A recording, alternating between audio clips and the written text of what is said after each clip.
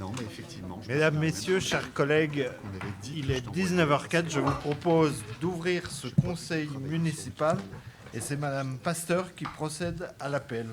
Merci, Monsieur le maire. Donc, Rémi Détang, Présent.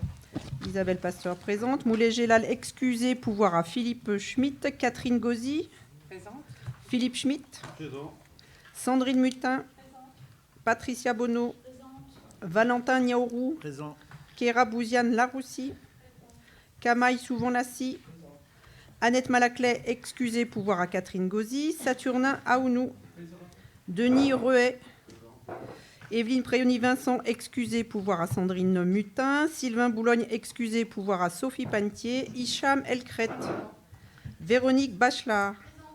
Céline Froidureau. Sophie Panetier. Moussa Bamba, excusé, pouvoir à Kamaï Souvent-Lassi. Noélie Benjili, excusé, pouvoir à Kérabouziane. Joseph Thomas, excusé, pouvoir à Valentin Niaourou. Maëlys Gany, excusé, pouvoir à Patricia Bonneau. Naïma Comblonge.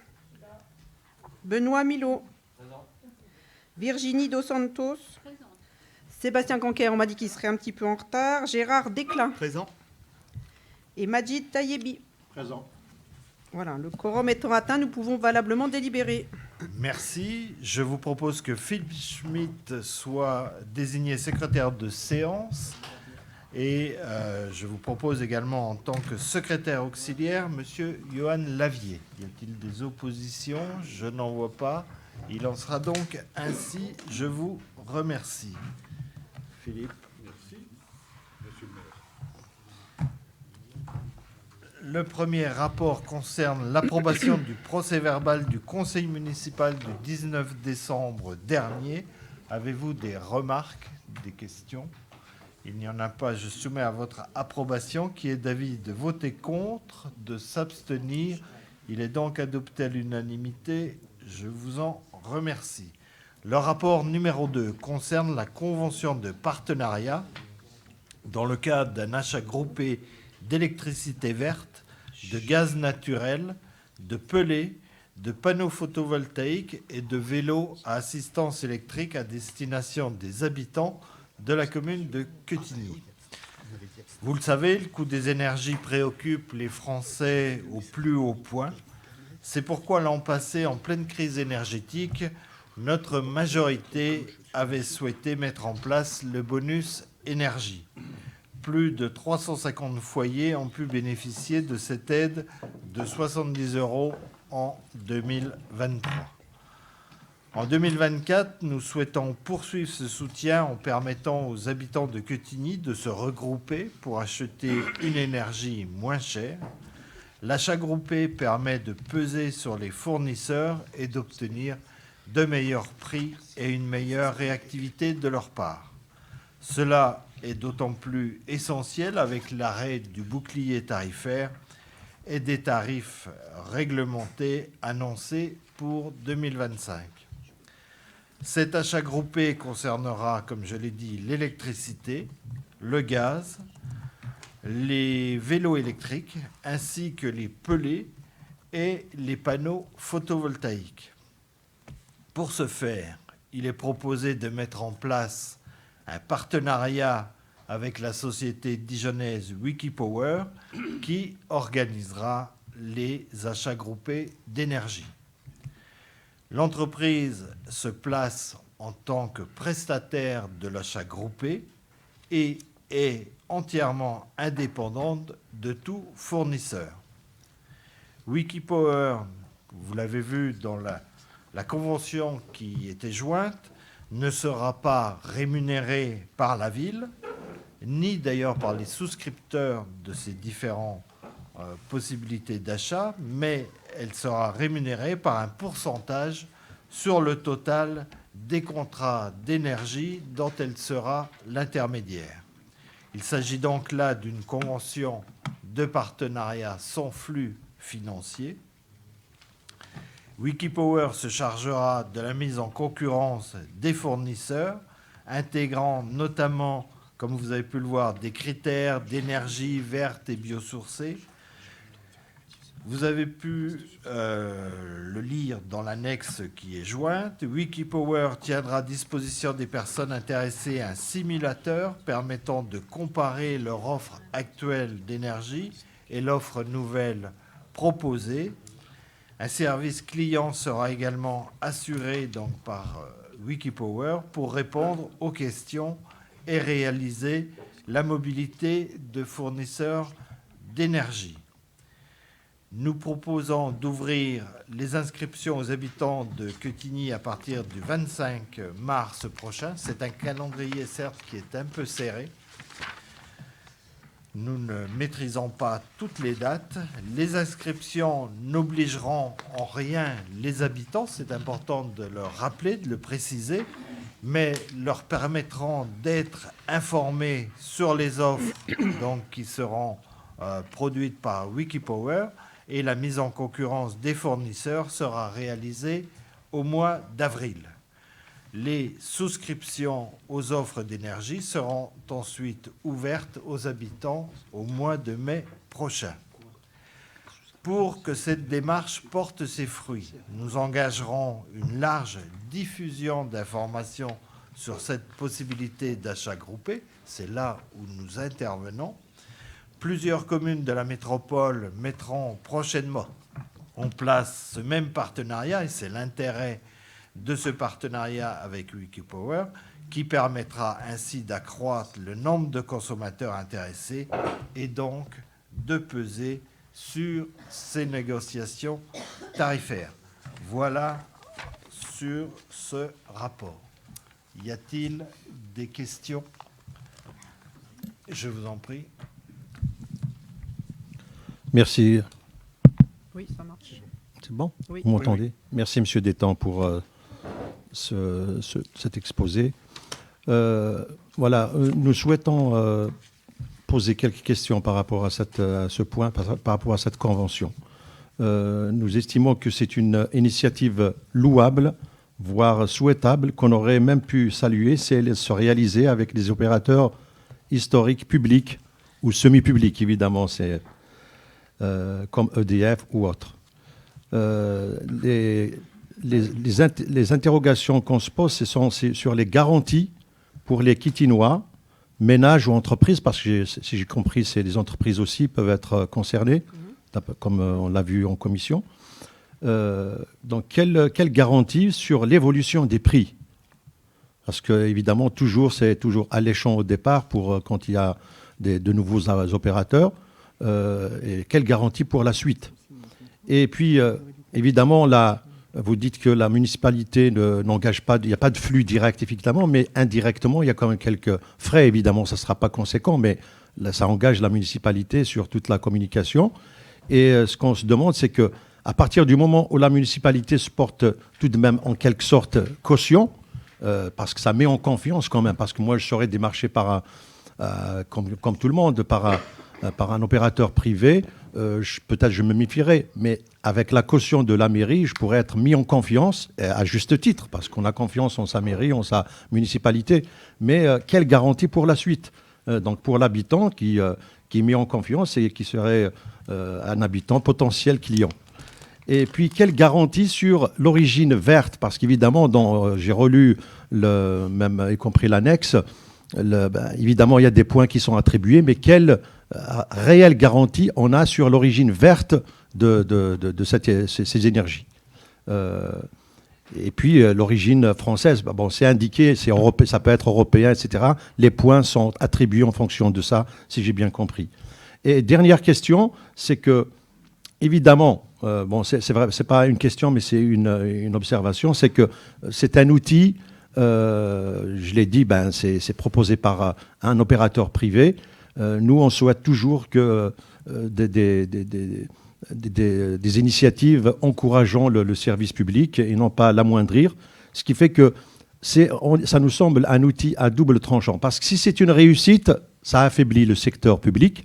Et si c'est un échec, quelle gestion prévue pour la suite, justement pour les consommateurs, les citoyens qui souscrivent, comment revenir par exemple à l'ancien, tout ça. Parce que si j'ai bien compris, le service de Wikipower, c'est au moment de l'inscription et de la souscription. Après, ils ne disent pas qu'il y aurait un service réellement joignable et physique notamment pour les réclamations. Merci. Merci. Y a-t-il d'autres interventions? Monsieur Kenker. Merci beaucoup. Bonsoir à tous et veuillez m'excuser pour mon retard. C'est effectivement une excellente idée. Je trouve, nous trouvons que c'est une excellente idée. Sur ce point, nous tenons à exprimer donc notre satisfaction quant à la proposition soumise par la majorité municipale concernant un accord avec Wikipower. Il est encourageant de voir que nos préoccupations exprimées à maintes reprises trouvent enfin l'écho au sein de ce conseil municipal. Permettez-moi cependant de souligner notre étonnement face à certains éléments. Tout d'abord, il est paradoxal de constater que notre proposition antérieure évoquée lors du conseil municipal du 23 février 2021 fut initialement rejetée avec désinvolture. À l'époque, vous nous avez gentiment fait comprendre que nos idées n'étaient pas nécessaires, que tout était sous contrôle. Apparemment, vous avez retrouvé une boussole. Aujourd'hui, il semble que la nécessité éclate en pleine lumière sans reconnaissance de notre contribution antérieure.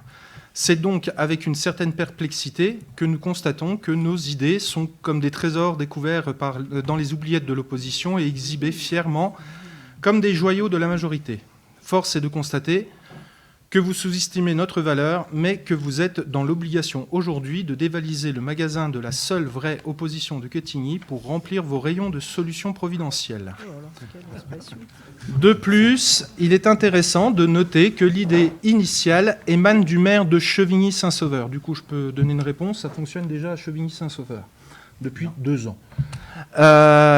Comme avec la commune avec laquelle vos valeurs divergent, je confère justement votre réponse à notre question orale proposée lors du conseil municipal du 23 février 2021 concernant l'achat groupé d'énergie et intitulé « Se mobiliser pour renforcer le pouvoir d'achat des Quetignois ». Il est ironique de constater que, sans cette influence extérieure, cette proposition n'aurait peut-être jamais vu le jour aujourd'hui. Cependant, même si les origines peuvent sembler déroutantes, l'essentiel réside dans le bénéfice qu'elle apportera aux habitants de Quetigny. Enfin, je ne peux m'empêcher de souligner que, une fois de plus, notre rôle d'opposition constructive se voit confirmé. Nous sommes la voix qui insuffle des idées novatrices, des solutions pragmatiques que la majorité finit par adopter. Comme le dit le proverbe, les bonnes idées n'appartiennent à personne, mais leur mise en œuvre doit être créditée à ceux qui les ont initiées. Ainsi, tout en saluant cette proposition, comme un pas dans la bonne direction, rappelons-nous que la véritable opposition n'est pas celle qui s'oppose pour s'opposer, mais celle qui contribue à faire avancer notre communauté, même lorsque ces idées sont initialement rejetées. Merci, Monsieur Kenker. Vous ne changerez jamais, mais c'est normal aussi. Ça fait partie des qualités d'être fidèle à ses idées, ses convictions. Par rapport à la garantie que l'on peut donner pour la suite, la garantie, elle sera contractualisée dans le cadre de ce contrat qui sera passé avec un fournisseur. Après, si les fournisseurs publics veulent faire des offres intéressantes, je peux croire que Wikipower, effectivement, les sélectionnera. Mais ça, c'est la démarche de Wikipower de trouver le bon interlocuteur. La caution, M. Kenker l'a dit, effectivement, Wikipower, nous connaissons, enfin c'est un Dijonnais, en tout cas une entreprise dijonnaise, qui œuvre. Alors M. Kenker veut toujours absolument qu'on lui loue la paternité de la métropole, gère son électricité depuis plusieurs années avec Wikipower. On n'a pas attendu M. Kenker, d'ailleurs. Vous n'êtes pas non plus conseiller communautaire, vous auriez peut-être pu le dire, mais ça n'a pas été le cas. Et donc la métropole, effectivement, travaille aussi avec Wikipower. Vous avez rappelé que le maire de Chevigny a engagé aussi cette démarche il y a 2 ans. Et les vélos électriques, d'ailleurs, c'est un magasin de Quetigny qui fournissait les vélos électriques. Aujourd'hui, on ne peut pas garantir que ce sera toujours un magasin un vélo site, des vélocités. On ne peut pas le garantir dans le cadre de cette démarche, mais c'est en tout cas celui qui fera la meilleure offre, en tout cas celle que Wikipower jugera et qui sera attributaire de ce marché. L'intérêt, c'est effectivement de globaliser et après, on ne va pas changer, malheureusement, foncièrement la vie économique des habitants de Quetigny, hein, parce que les gains sur ce type de contrat, c'est de l'ordre de 150 € annuels. C'est pas non plus la panacée. Mais en tout cas, si ça peut aider, tant pour l'électricité, je l'ai dit, les panneaux photovoltaïques, où aujourd'hui il y a un engagement plus grand, en tout cas, les vélos électriques, voilà. En tout cas, nous le faisons. Comme je le rappelle, la métropole travaille avec Wikipower, Chevigny, Talent. Il y a un ensemble de communes qui vont s'engager dans cette démarche. Et c'est l'effet de nombre qui permettra, je veux le croire en tout cas, de trouver des tarifs attractifs qui n'auront de valeur que pendant la durée du contrat, et il faudra revenir devant ces prestataires pour de nouveau, en tout cas, entamer de nouvelles démarches à la fin du contrat. Ou pas d'ailleurs, mais les élus présents, puisque auront en tout cas cette possibilité ou pas de le faire. Voilà. S'il n'y a pas d'autres interventions, je soumets à votre approbation. Monsieur Quinquer. J'ai juste une question, du coup, par rapport à votre réponse. La métropole travaillait déjà avec, Chevigny depuis 2 ans. Pourquoi nous, on a attendu autant? Parce qu'on n'en avait pas l'utilité. On a des contrats aujourd'hui qui nous permettent en tout cas, de fonctionner, qui n'étaient pas les plus négatifs par rapport au marché. S'il n'y a pas d'autres interventions, cette fois-ci, je soumets aux voix qui est d'avis de voter contre, de s'abstenir. Donc, 2 abstentions. Je vous remercie. Le rapport suivant concerne le débat d'orientation budgétaire pour l'année 2024. C'est Madame Isabelle Pasteur qui nous le présente. Merci, Monsieur le maire. Le rapport sur les orientations budgétaires que vous avez en annexe est l'occasion pour la municipalité de présenter ses prévisions et ses projets et de les mettre au débat avant le vote du budget. Sur le contexte économique global, alors que les collectivités territoriales étaient sorties de la crise sanitaire renforcée avec des niveaux d'épargne en hausse, elles semblent aujourd'hui très affectées par l'inflation et la hausse des dépenses de personnel et des prix des énergies.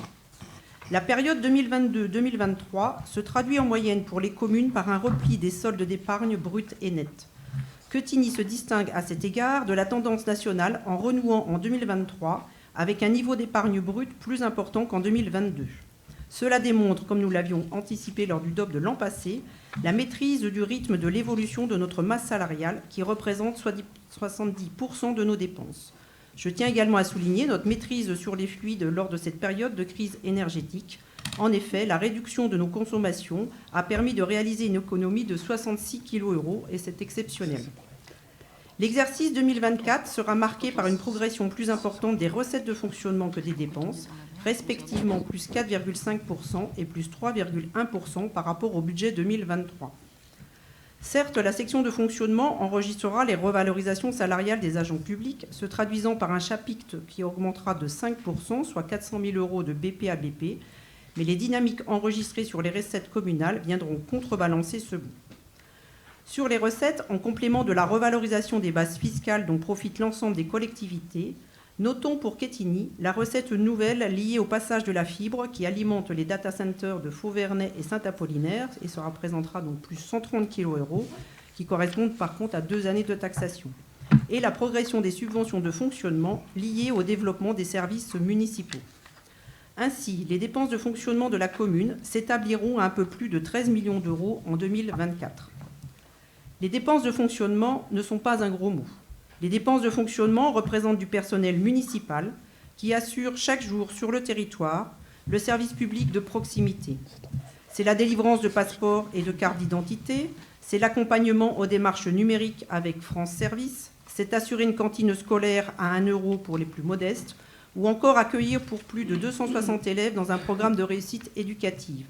Mais c'est également l'animation de l'appart service rue Ronde et l'organisation de projets futurs et d'actions au sein de notre nouveau quartier prioritaire.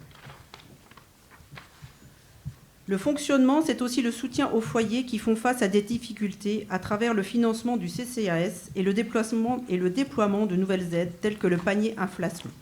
Sur ce point, je vais laisser donc ma collègue Catherine Gauzy vous expliquer ce nouveau soutien décidé par notre majorité. Oui, pardon. Merci. Le centre communal d'action sociale de notre commune a souhaité mettre en place dès le 1er mars le panier inflation pour prendre la suite du bonus énergie, sans avoir été concerté par M. Quinquer. Les Queutinoises et Queutinois aux revenus fiscaux de référence inférieurs à 18 000 € pour une personne seule, soit 1 500 € mensuels, pourront bénéficier du panier inflation. Le nouveau panier inflation a pour double objectif d'apporter donc dans un premier temps un soutien financier aux habitants face à l'augmentation du coût de la vie et notamment donc des denrées alimentaires et permettra aux services d'identifier les bénéficiaires pour leur présenter les différentes aides ou différents accompagnements disponibles auprès de la commune ou d'autres partenaires sociaux. Le panier inflation s'adressera à plus de bénéficiaires puisque le revenu plafond a été revu à la hausse. De plus, le montant minimum de 50 € sera complété de 15 € par enfant dans le foyer, pouvant donc aller jusqu'à 200 €. Notre volonté avec l'instauration du panier inflation pour l'année 2024 est d'apporter un coup de pouce financier aux familles modestes. Parallèlement à cette nouvelle aide, nous entamons une réflexion sur la refonte des aides du CCAS afin de rendre plus lisible et de mieux communiquer sur le soutien possible de notre ville auprès des personnes en difficulté et ainsi lutter contre le non-recours et l'isolement des plus précaires. À savoir qu'à ce soir, on avait 94 demandes de panier inflation. Merci.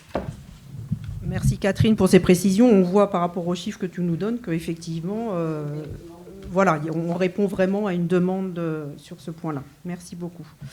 Le budget 2024 portera aussi des investissements ambitieux poursuivant la mise en œuvre du programme de mandat 2020-2026. Plus de 7 millions d'euros seront consacrés à l'investissement. Je pense à la démolition de la friche de l'ex-ENITA pour permettre l'installation du campus Vatel, qui représentera pour nos jeunes une offre de formation qualifiante vers des métiers en tension. Je pense également à la végétalisation de la place centrale et à la réalisation d'une pergola encadrant les futurs sanitaires publics. Je pense au lancement des études thermiques pour tous les bâtiments municipaux pour un montant de 200 kg €, dont 160 kg € cette année, reflétant notre volonté de nous inscrire dans une démarche de développement durable. Dans le même esprit, je pense à la rénovation de l'ensemble de notre éclairage communal, permettant d'abaisser nos consommations et de réduire notre impact sur la biodiversité. Je n'oublie pas, bien sûr, notre projet sportif et notamment sa première phase avec le réaménagement des équipements sportifs de la plaine Mendès-France. Et sur ce point, mon collègue Valentin Niaourou va vous présenter quelques éléments. Merci Isabelle. Mes chers collègues, en cette année olympique et paralympique, la majorité municipale n'a pas attendu l'organisation de cet événement planétaire à Paris pour mettre l'émancipation par le sport au cœur des politiques publiques que nous menons. Le sport, c'est une école de la vie, vecteur de bien-être et d'interaction sociale. Quel que soit le niveau de pratique, il permet de s'affirmer, de se dépenser et de se mesurer aux autres. Il inculque à chacune et à chacun d'entre nous le goût de l'effort, mais aussi le travail bien fait et le respect des valeurs. À Quetigny, nous menons une politique sportive assez accessible à tous et à dimension humaine à travers la bourse sport et culture. Par la réalisation d'équipements et d'installations de qualité, ajoutés au dynamisme de nos sections sportives, l'encouragement d'actions de sport santé.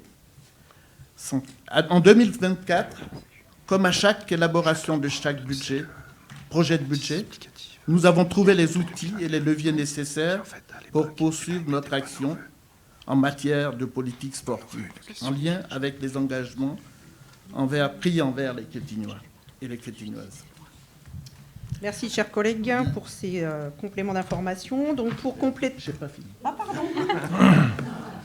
L'année 2023 a vu l'inauguration du terrain synthétique. 2024 verra l'aménagement de la plaine Mendès. On y trouvera un terrain de pétanque, des terrains de basket à 3, pour ne citer que cela, pour un coût total prévisionnel de 1 200 000. Merci pour votre écoute. C'est bon cette fois-ci. Désolé, chers collègues. Merci en tout cas, Valentin, pour ce complément sur notre projet sportif. Pour compléter cette présentation de notre rapport d'orientation budgétaire, je vais maintenant céder la parole donc à notre autre collègue Sophie Panetier pour présenter le projet de la Plaine des Aiguisons qui allie démocratie participative et développement durable avec un budget participatif de 200 kg. Merci Isabelle. L'aménagement de la Plaine des Aiguisons est le premier projet proposé en co-construction avec les habitants. Comme indiqué dans la charte de la démocratie participative, présentée et validée par tous les conseillers municipaux en réunion plénière, les conditions ont été transmises lors du lancement du processus.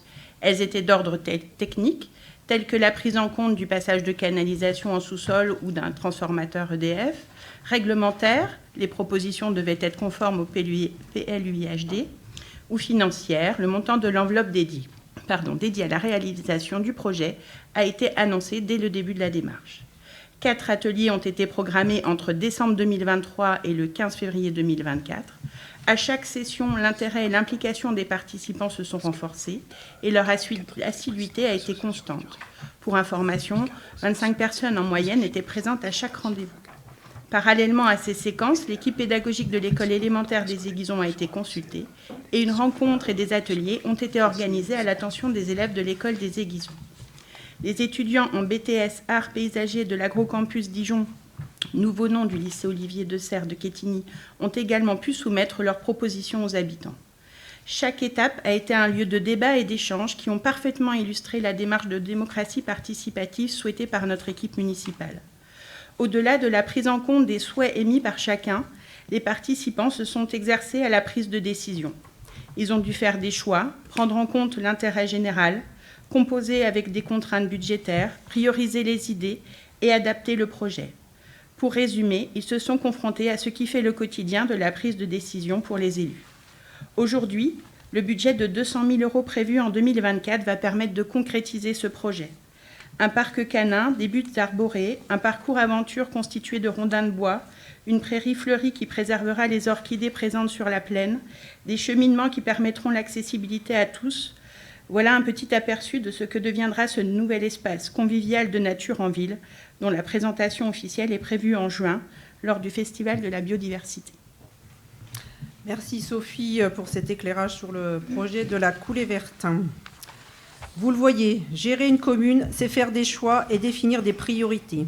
C'est ce que nous faisons aujourd'hui en choisissant de maintenir des services de qualité et en optant pour des investissements d'avenir sans pour autant mobiliser le levier fiscal.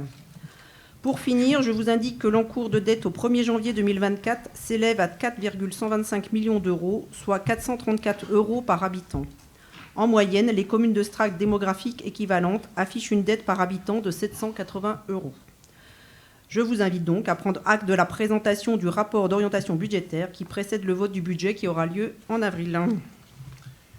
Merci, chers collègues, pour cette présentation partagée, collective, qui traduit bien l'esprit de notre liste. Eh bien, chers collègues, s'il y a des interventions, faites-en la demande. Monsieur Declin.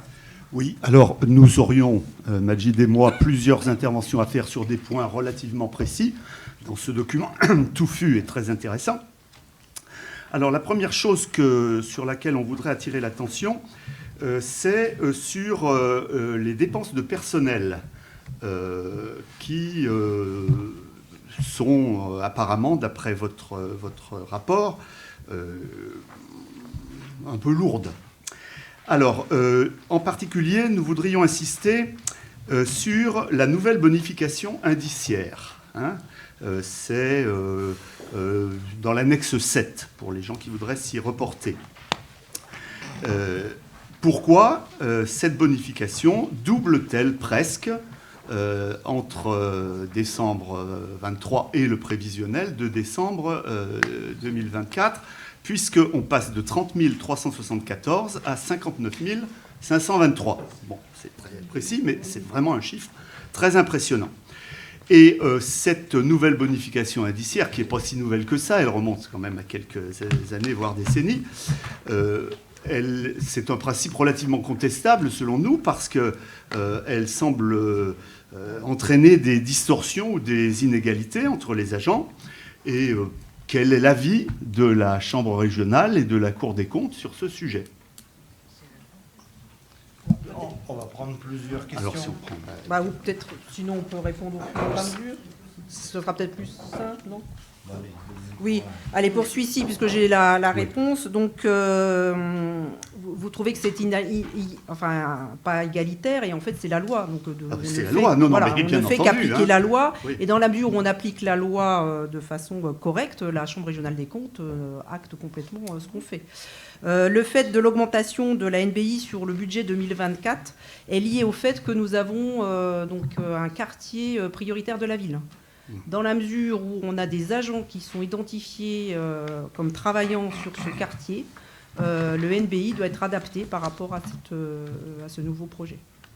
Voilà pour la réponse à votre question. Peut-être juste en complément aussi, nous avons été effectivement quartier politique de la ville, et vous savez que nous avons été aussi en territoire de veille pendant de nombreuses années.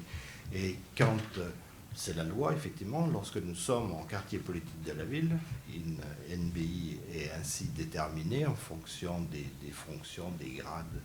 Et lorsque nous sommes redevenus territoire de veille, nous aurions pu effectivement supprimer la NBI à tout le monde, ce que nous n'avons pas fait. Nous l'avons maintenu. D'ailleurs, nous avons eu des remarques de la Chambre dans son rapport qui effectivement nous demandait de supprimer des NBI qui n'étaient pas dus, mais nous, compte tenu des compétences et puis et de l'expertise de nos agents, nous ne l'avions pas souhaité. Ce qui fait aussi qu'aujourd'hui, pour certains, ça ne se traduira pas par une deuxième NBI, parce qu'elles ne sont pas cumulables, mais l'équivalent qui leur avait été donné viendra en déduction de la nouvelle NBI. Mais pour le coup, nous n'avions pas pénalisé les agents qui l'ont touché pendant un certain nombre d'années. D'accord. Juste un point. Nous nous félicitons de ce retour à la nouvelle politique de la ville, tout en soulignant, ce qui est un peu paradoxal, qu'elle nous avait été enlevée par Hollande et qu'elle nous est rendue par Macron, finalement.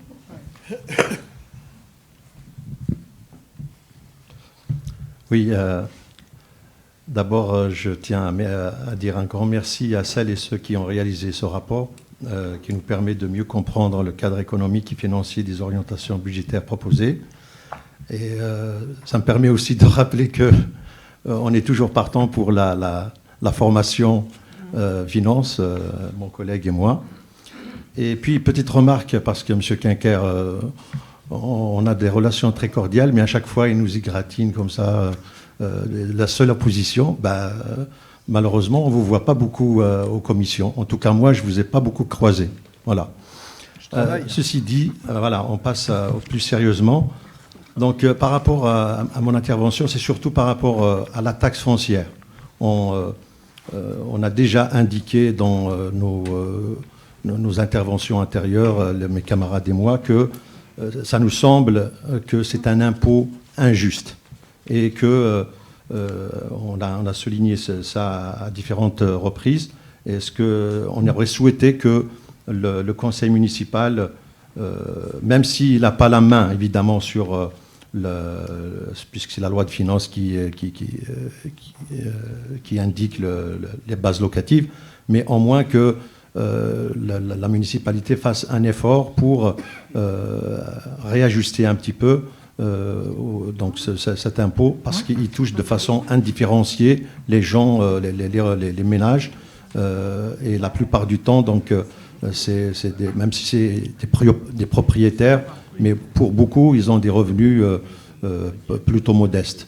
Voilà, donc on aurait souhaité qu'il y ait une réduction du taux appliqué. Et évidemment, ça peut être négligeable dans un premier temps, mais d'année en année, ça peut être répercuté au bénéfice des ménages, notamment les plus modestes. Et c'est aussi un signe que la municipalité ne suit pas, entre guillemets, de façon aveugle la logique gouvernementale qui veut faire payer aux locaux des dérives plutôt nationales ou aux plus hautes sphères. Voilà, merci. Vous avez d'autres questions? Oui, je vous propose de prendre plusieurs questions et on va grouper les réponses également. Y a-t-il d'autres interventions? Oui. Moi, j'ai une autre intervention, mais c'est sur la faites... coulée verte. Oui. Voilà. Bon, je ne vais pas être long. On a écrit un pavé, mais je ne vais pas vous lire ça. Mais l'essentiel, l'esprit, en tout cas, c'est que nous avons apprécié le projet. Et vous l'avez vu qu'on a participé aussi autant que possible, de façon active et de façon constructive, donc ce projet, enfin cette discussion, cet échange. On a été à plusieurs membres de Réinventons Quetigny donc à participer, à proposer. Les 4 premiers ateliers ont été créatifs. Malheureusement, le dernier nous a semblé un peu décevant pour nous et pour nombre de participants avec qui on a échangé. Plusieurs ont souligné le peu de temps laissé pour réagir au projet de synthèse, qui devait normalement aboutir à un consensus, mais a été hélas présenté en toute vitesse, sans possibilité réelle de se l'approprier. Et puis, deuxième point, c'est le fossé entre le coût du projet de synthèse, 520 000 €, et l'enveloppe de 200 000 €. D'ailleurs, en page 18, c'est marqué 250 000 €. Il y a le hors-taxe et TTC. Hein? Parce que vous avez d'un côté un montant hors-taxe et d'un montant TTC. Et il y a également les 50 000, non, excusez-moi, les 50 000, c'est les études. Ah, voilà, d'accord, parce que j'ai vu 2 chiffres, 200 000 et 250 000.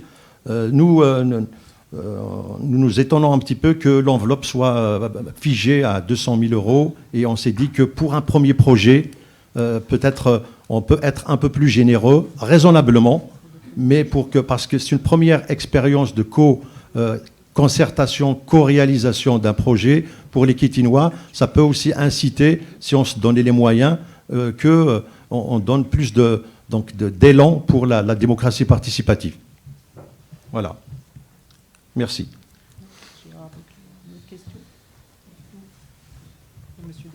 Monsieur Decla. Oui, dans la foulée de ce qui vient d'être dit, dans nos discussions à propos de ce dernier thème, nous souhaitions mettre en parallèle les 50 000 ou 200 000 selon la façon dont on compte, pour un terrain de 14 000 m², aux 2,9 millions d'euros du revêtement de la place centrale, aux 1,2 million d'euros de la réhabilitation de la plaine Mendès-France, aux 120 000 € d'une simple bande d'asphalte avenue du 19 mars 62 et de l'avenue du Cromois, aux 385 000 € de l'aménagement paysager autour du pôle intergénérationnel, ce qui nous fait considérer que pour ce premier exemple de co-construction, co-participation, je ne sais pas trop comment l'appeler, vous n'avez pas été très généreux, étant donné que de toute façon, au bout d'un certain temps, vraisemblablement, il faudra ajouter des éléments dans cette mise en valeur de la coulée verte, des cheminements, des choses comme ça.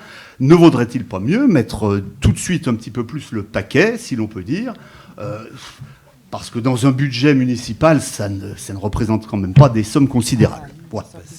Alors, puisque, à moins que vous vouliez répondre tout de suite. Non, allez-y, bon, alors on avait également d'autres petites choses à souligner.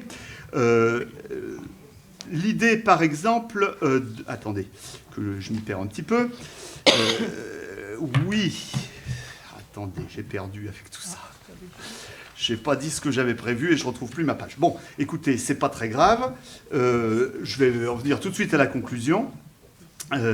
Nous apprécions beaucoup d'éléments de ce compte, que nous discutons et que nous ne votons pas pour l'instant, bien sûr. Nous apprécions en particulier les cheminements faits sur les questions environnementales, etc. Cependant, nous pensons qu'un peu plus de générosité, si j'ose dire, serait appréciable, mais je n'arrive plus à retrouver. Voilà. J'ai trop de papier, je vous demande un petit instant. Ça ne veut pas venir, non. J'avais un truc que je ne le dis pas. Tant pis, c'est pas grave. Donc, au total, la dimension sociale est loin d'être absente, mais selon nous insuffisante dans le contexte de crise. Et on souhaiterait davantage de crédits au service des plus démunis. Par exemple, le revenu municipal, c'était de ça que je voulais vous parler. Le revenu municipal, c'est quelque chose qui est dans votre programme comme dans le nôtre. Et vous n'y êtes pas parvenu, ce qui peut se comprendre dans le contexte économique. Voilà. Vous donnez aux personnes les plus défavorisées un certain nombre d'avantages, mais ça ne peut pas être qualifié de revenu municipal selon nous. Ce n'est pas tout à fait l'esprit dans lequel nous avions participé à cette tentative. Donc, dans ce domaine-là, nous aurions souhaité un peu plus de respect, si l'on peut dire, du programme qui avait été présenté aux électeurs. Nous apprécions aussi la gratuité des 15 premiers mètres cubes d'eau, etc. La transition écologique pourrait être aussi accélérée, par exemple avec le bio dans les cantines et dans les zones de maraîchage, avec plus de pistes cyclables, avec la réduction de l'artificialisation, etc., par exemple, dans la zone commerciale. Donc, il reste beaucoup à faire et nous trouvons que tout cela se passe un petit peu en retrait de ce qu'on pouvait espérer au début du mandat. Voilà. Merci, vous avez terminé. Est-ce que vous avez d'autres questions? Je crois, à moins que je retrouve dans mes papiers, mais je ne pense pas. Désolé. C'est pour globaliser. Voilà, je comprends. Peut-être par rapport à l'intervention de M. Taïbi, effectivement, des communes ont fait le choix de diminuer l'impôt. Si on diminue l'impôt, on diminue l'investissement. Et vous avez remarqué que, Madame Pasteur, le projet de budget est préparé sans augmentation des impôts. Nous n'augmenterons pas les impôts dans le cadre de ce projet 2024. L'impôt, la taxe d'habitation, c'est les propriétaires qui la payent, certes, et ils ne sont pas tous riches, nous sommes bien d'accord. Mais le revenu municipal dont vous parlez, nous y travaillons d'ailleurs. Notre collègue Catherine me rappelait qu'elle avait un rendez-vous important la semaine prochaine pour y travailler. Le bio dans les cantines, c'est fait. On peut en faire plus, on en fera. Il faut tendre à en faire plus, mais c'est fait. Les pistes cyclables, je crois que la métropole y travaille et nous allons évidemment continuer à y travailler. Et le panier inflation qu'on peut appeler vie chère, tout ça, c'est aussi un effort remarqué de la ville. Et nous avons un investissement vous l'avez vu dans le cadre du DOB, de 7 millions.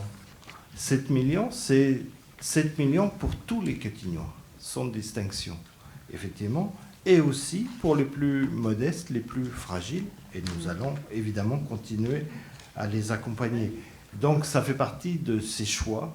Bien sûr que l'on aimerait quelquefois faire beaucoup plus, mais qu'il y a ces contraintes. Vous avez vu que nous avons une masse salariale, vous l'avez rappelé, de 70%, c'est important, et il nous faut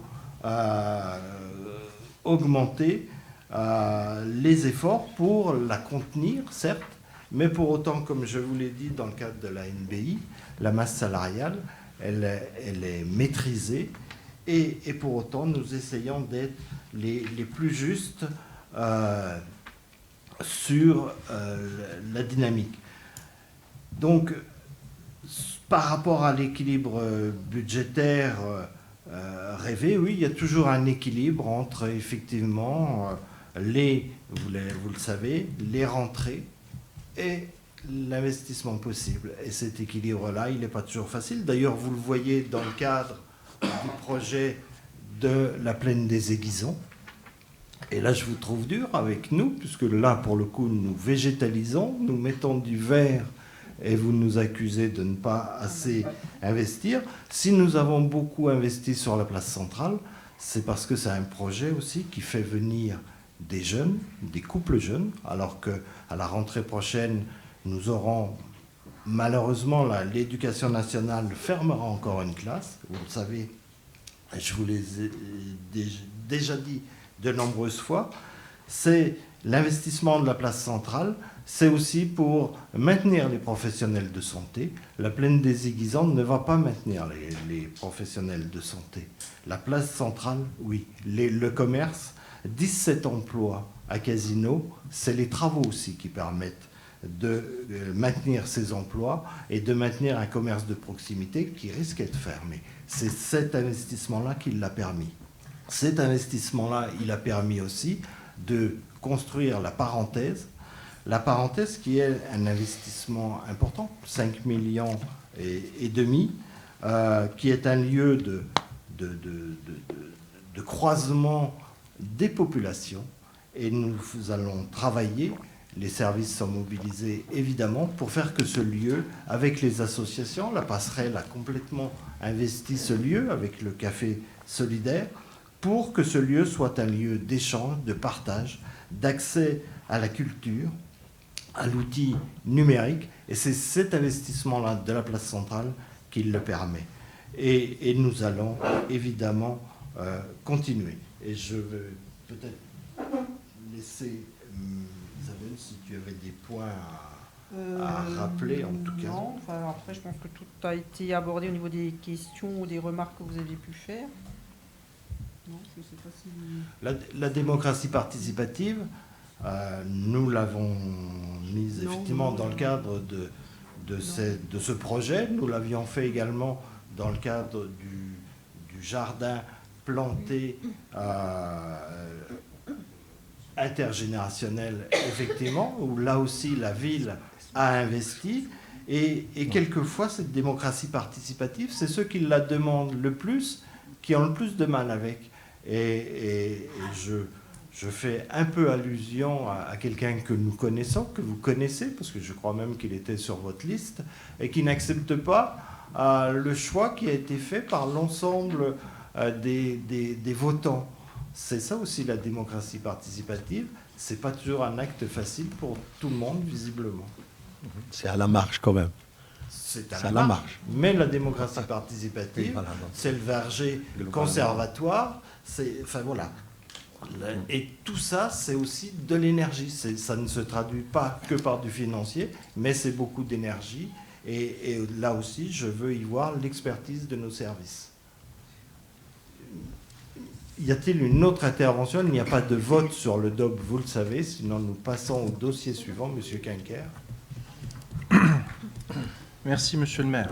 Alors, je n'ai pas à me justifier, mais je vais quand même faire mon mea culpa. C'est vrai que depuis 3 mois, je ne participe pas beaucoup aux commissions. Ça se voit. La preuve, je viens d'arriver en retard parce que j'ai un job qui est très prenant. Et mon job, je le fais avec passion. C'est surtout trouver des solutions à des personnes pour retourner à l'emploi. Là, je reviens de Nevers à l'instant. Voilà, c'est mon job. Donc, je fais mon mea culpa, mais tout le monde ici pourra le dire. Avant, je participais à toutes les commissions et j'ai jamais été absent. Quant à la seule vraie et unique opposition, dans le dernier livre à Quetigny, c'est pas moi qui l'ai écrit, c'est votre intervention. La réunion des gauches, donc effectivement, il ne reste plus qu'une opposition, c'est-à-dire la nôtre. Enfin, permettez-nous tout d'abord, donc c'est un débat, je vais tenter d'être très rapide, permettez-nous tout d'abord de remercier et de féliciter l'ensemble des services qui ont contribué à l'élaboration de ces débats d'orientation budgétaire. Nous tenons aussi à saluer les efforts déployés pour élaborer ce débat d'orientation budgétaire pour l'année à venir. Effectivement, on voit vraiment du changement, et je tiens à le souligner. Peut-être que c'est parce qu'on n'est qu'à 2 ans des prochaines élections municipales. Cependant, en examinant attentivement le document, nous ne pouvons pas nous empêcher de soulever quelques préoccupations importantes. Par exemple, concernant la transparence et la participation citoyenne renforcée, qui a été mis en œuvre effectivement sur la plaine, et nous vous en félicitons. Bien que le document donc mentionne la consultation des habitants sur certains projets, il pourrait être utile d'inclure des mécanismes plus robustes de participation citoyenne tout au long des différents processus budgétaires. Cela pourrait inclure des assemblées publiques plus générales, des sondages en ligne, des consultations de quartier, chose faite mais vraiment à des heures où tout le monde ne peut pas forcément participer, ou même l'introduction d'un véritable processus de budget participatif où les résidents peuvent proposer et voter sur les projets. Concernant les mesures concrètes pour lutter contre la crise énergétique, étant donné que le contexte budgétaire est complexifié par la crise énergétique, il serait judicieux d'inclure des initiatives spécifiques visant à promouvoir la transition vers des sources d'énergie renouvelables de façon plus intense, à améliorer l'efficacité énergétique des bâtiments municipaux et à sensibiliser la communauté à la conservation de l'énergie. Concernant les infrastructures sociales renforcées, en plus des projets d'investissement déjà prévus, il pourrait être bénéfique d'envisager des améliorations supplémentaires dans les infrastructures sociales telles que des centres de santé, les installations sportives et les espaces de loisirs accessibles à tous les habitants, y compris les personnes à mobilité réduite. Concernant le développement économique local, le document ne semble pas aborder de manière exhaustive les stratégies pour promouvoir l'emploi local et soutenir les petites entreprises, des initiatives telles que des incubateurs d'entreprises, des programmes de formation professionnelle adaptés aux besoins locaux et des incitations fiscales pour les entreprises pourraient être envisagées. Concernant les mesures pour la protection de l'environnement, bien que certaines initiatives environnementales soient mentionnées, comme la transition vers l'éclairage LED et les aménagements paysagers, il pourrait être nécessaire d'adopter une approche plus globale en matière de protection de l'environnement, notamment en ce qui concerne la gestion des déchets, la préservation de la biodiversité locale et la promotion de modes de transport durables. De plus, nous souhaiterions voir des mesures plus concrètes concernant tout d'abord l'emploi. Quetigny est confronté à des défis majeurs en matière de chômage, avec un taux actuellement frisant le double de la moyenne nationale. Pourtant, les projets pour 2024 semblent manquer de mesures concrètes pour stimuler l'emploi local. Ceci fait écho à la question de l'inclusion sociale. Bien que le document fasse référence aux quartiers prioritaires de la ville, QPV, les mesures proposées semblent se limiter principalement à des initiatives éducatives, ce qui est louable. Mais qu'en est-il des adultes en recherche d'emploi dans ces quartiers ? Quels sont les dispositifs prévus pour les soutenir et les aider à trouver du travail ? Il est essentiel de ne pas laisser cette partie de la population de côté. De plus, je trouve regrettable que la reconnaissance des QPV soit présentée comme un succès, alors que cela pourrait plutôt refléter un échec de la politique précédente en matière de lutte contre la pauvreté. En ce qui concerne la sécurité, nous sommes préoccupés par le manque de détails dans le DOB sur le respect de la tranquillité publique et le développement des actions de prévention. Avec les récents événements, il est crucial d'accorder une attention particulière à ces questions. Enfin, nous nous interrogeons sur le projet Vatel et son impact sur l'emploi. Son manque de clarté suscite des interrogations légitimes quant à son efficacité et sa contribution à la création d'emplois dans notre commune. En intégrant ces nouveaux aspects supplémentaires lors du vote du budget, la municipalité de Quetigny pourrait mieux répondre aux attentes et aux besoins variés de ses habitants, tout en renforçant la durabilité et la résilience de la communauté locale. Et par conséquent, nous voterions pour votre proposition de budget. Enfin, Enfin, n'oublions pas que nos concitoyens attendent des solutions concrètes, pas seulement des discours. Le budget de Quetigny doit refléter les vraies priorités de ses habitants, pas simplement les ambitions politiques de quelques-uns.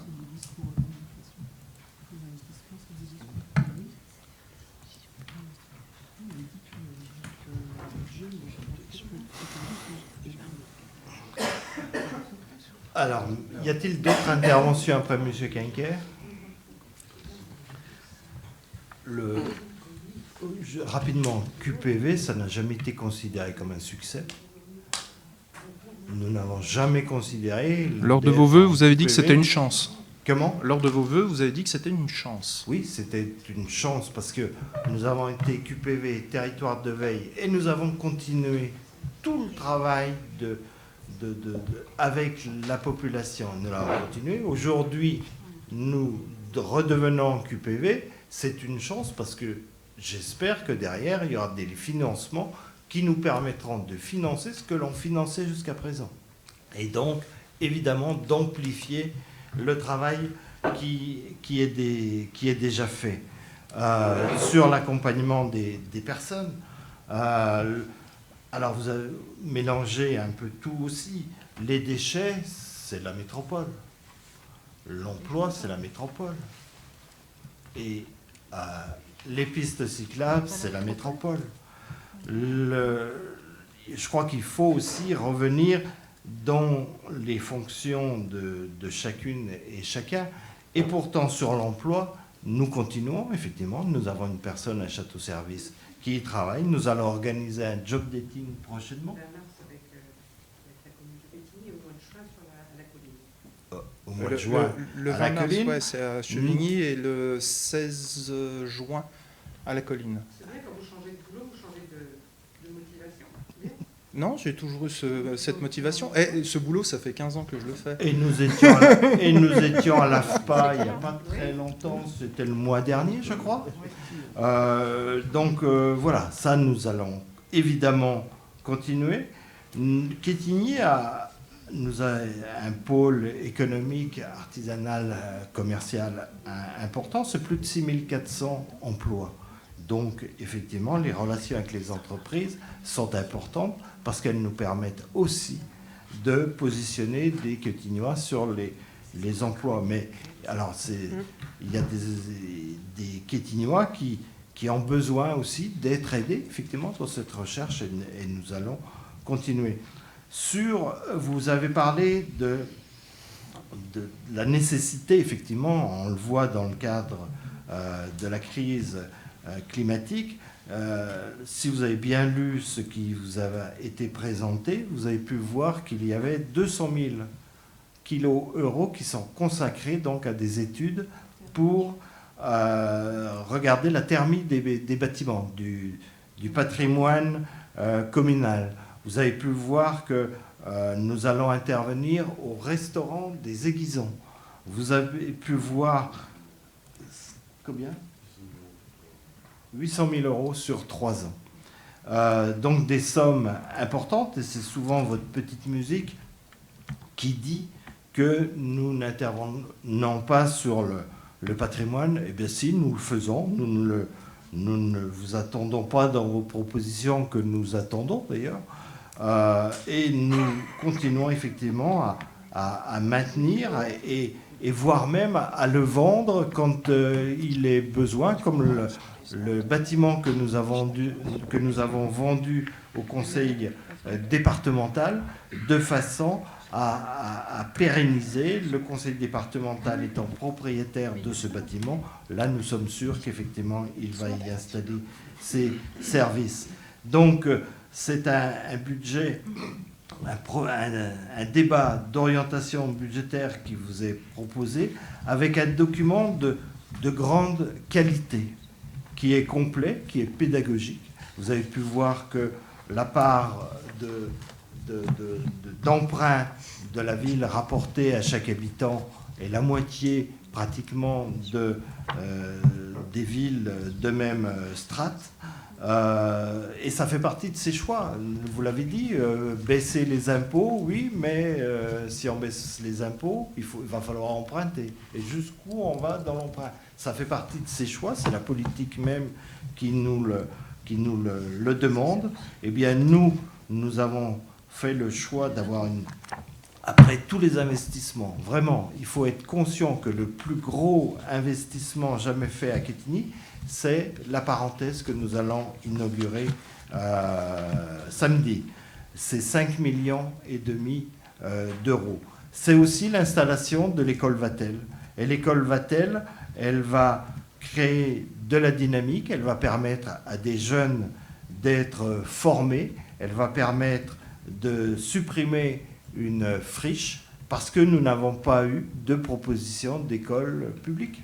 Si une école publique, si une école était venue nous voir, et d'ailleurs, là où il y aura Vatel, c'était une école publique à l'origine. Il faut bien être conscient de ça. Et c'est effectivement une opération qui demande des efforts en termes de gestion à la ville, mais au final, nous aurons une centaine de professeurs, c'est 450 étudiants qui vont vivre à Quetigny, qui vont dynamiser aussi la ville, et ça, c'est aussi important de le rappeler pour les années à venir. Voilà, je ne veux pas être plus long, je crois que le débat a eu lieu. Monsieur Declave, vous... Oui, j'aurais eu un dernier mot plutôt en réponse à mon voisin qu'à l'équipe municipale. Monsieur Quinquer semble douter que nous soyons une opposition. Il me semble me souvenir qu'il n'y a pas si longtemps, Madame Comblonge n'avait pas trop apprécié des prises de position sur la place centrale. D'autre part, oui, je crois qu'assez récemment, nous sommes un petit peu prononcés contre justement le plan Vatel que vous nous avez soumis. Nous sommes des militants, nous discutons, nous étudions les questions et nous faisons nos propositions en fonction du débat que nous avons entre nous, puisque nous sommes une équipe et que nous essayons de mettre en pratique les raisons pour lesquelles nous sommes élus. Lorsque la municipalité décide de développer l'éclairage public LED, nous sommes pour. Nous sommes à fond pour la parenthèse, qui est un excellent projet. Nous avons fait une interview récemment dans notre petite revue sur la façon dont elle a été mise en place. Je ne vois vraiment pas pourquoi on renoncerait à soutenir ces points sur lesquels nous sommes d'accord. Avec d'autres militants de gauche, nous sommes effectivement réunis, et nous en sommes assez fiers. Se réunir ne veut pas dire s'unir politiquement. Ce sont pour des lieux de débat, ce sont des lieux pour préparer l'avenir, et c'est tout à fait démocratique, bien entendu. Et nous disons... Je n'étais pas convié. Ah ben non, parce que c'était une réunion des gauches, voyez-vous.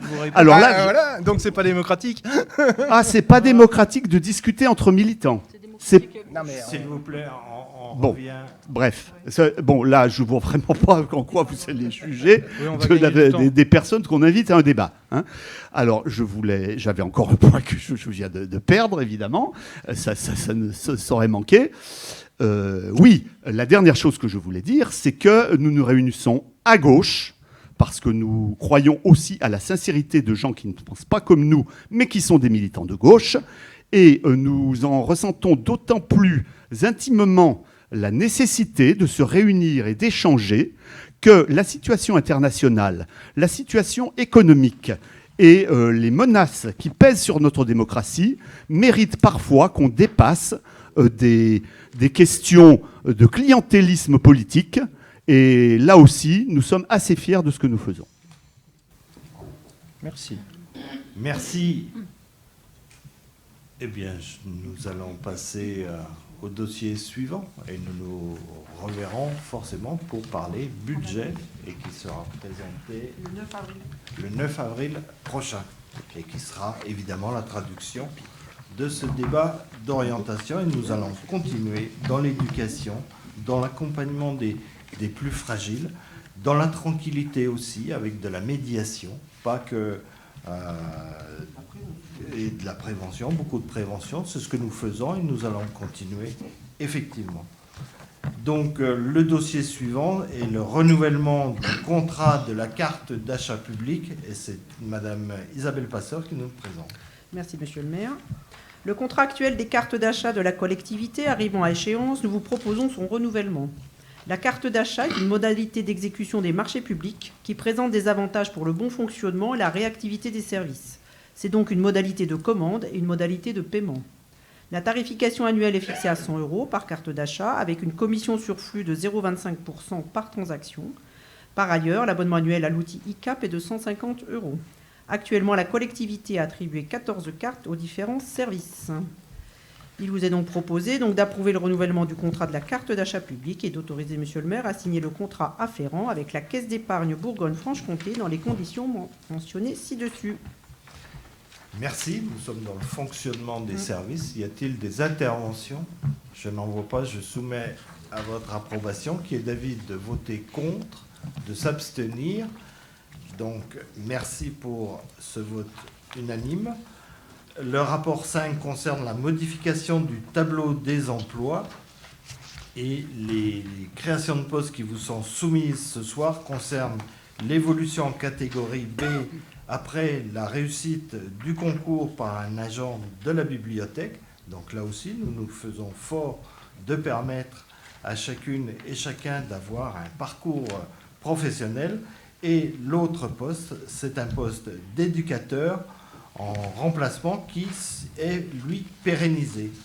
Voilà pour ces deux postes.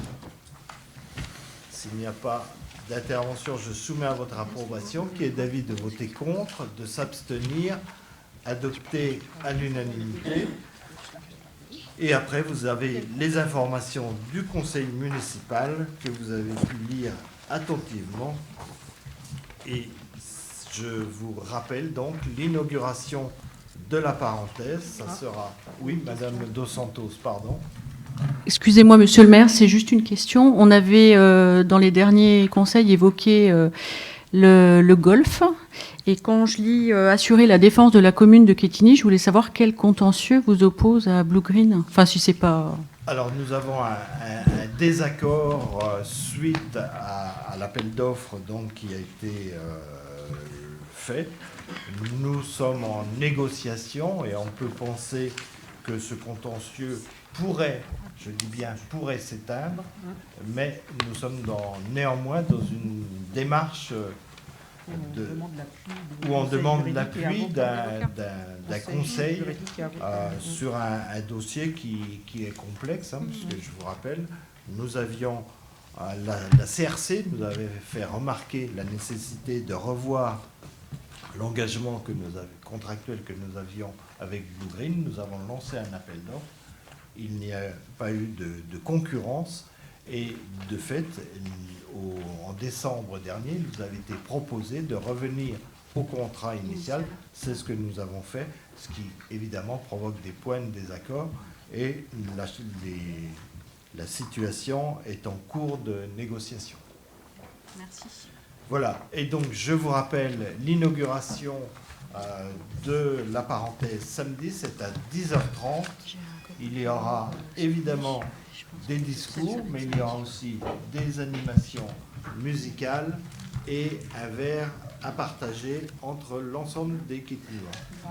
Monsieur Declin. Désolé, j'ai un dernier point. C'était simplement à propos de la procédure judiciaire dont il est question à la fin de la notice. Nous avons suivi évidemment les questions du golf et nous voudrions savoir pourquoi cette procédure judiciaire est avancée à titre de pure information. Pourquoi cette procédure judiciaire? Comment dire, le délégataire... Non, mais Monsieur le maire vient de répondre. Hein. Oui, il me C'est semble la avoir question été qui a clair. été posée par Madame C'est un Doucet. conseil... D'accord, ok. Voilà. D'accord, ok. Et c'est bien l'objet justement de ce soutien de point de vue juridique. Okay. Voilà, chers collègues, il est, je ne sais pas quelle heure, mais 20h13, donc je vous propose de fermer ici ce conseil municipal en vous remerciant.